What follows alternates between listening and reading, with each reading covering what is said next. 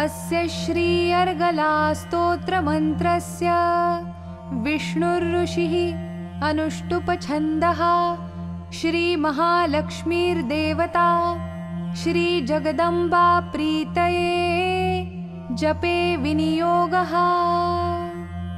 ॐ नमश्चण्डिकायै। मार्कण्डेय उवाच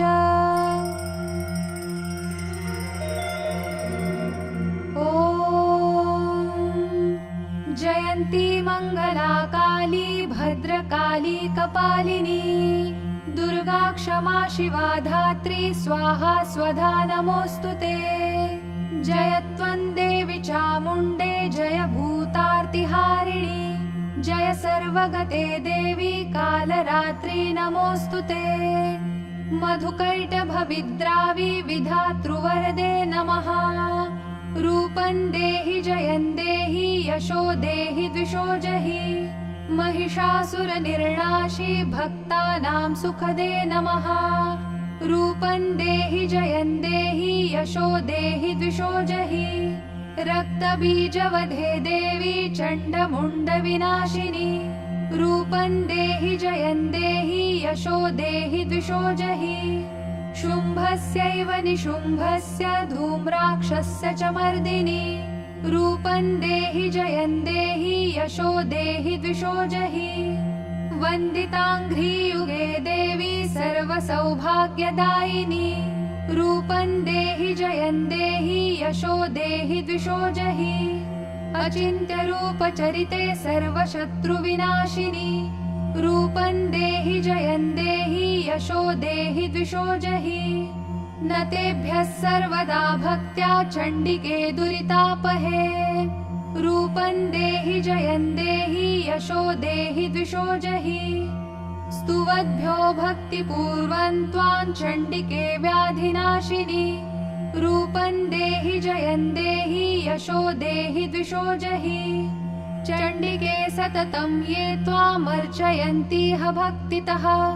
रूपं देहि जयं देहि यशो देहि द्विषो जहि देहि सौभाग्यमारोग्यं देहि मे परमं सुखम्। रूपं देहि जयं देहि यशो देहि द्विषो जहि विधेहि द्विषतान्नाशं विधेहि बलमुच्चकैः। रूपं देहि जयं देहि यशो देहि द्विषो जहि विधेहि देवि कल्याणं विधेहि परमां श्रियम्। रूपं देहि जयं देहि यशो देहि द्विषो जहि सुरासुरशिरोरत्न निघृष्टचरणेऽम्बिके। रूपं देहि जयं देहि यशो देहि द्विषो जहि विद्यावन्तं यशस्वन्तं लक्ष्मीवन्तं जनं कुरु। रूपं देहि जयं देहि यशो देहि द्विषो जहि प्रचण्डदैत्यदर्पघ्ने चण्डिके प्रणताय मे। रूपं देहि जयं देहि यशो देहि द्विषो जहि चतुर्भुजे चतुर्वक्त्र संस्तुते परमेश्वरी। रूपं देहि जयं देहि यशो देहि द्विषो जहि कृष्णेन संस्तुते देवी शश्वद्भक्त्या सदाम्बिके। रूपं देहि जयं देहि यशो देहि द्विषो जहि हिमाचलसुतानाथ संस्तुते परमेश्वरी। रूपं देहि जयं देहि यशो देहि द्विषो जहि इन्द्राणीपति सद्भाव पूजिते परमेश्वरी।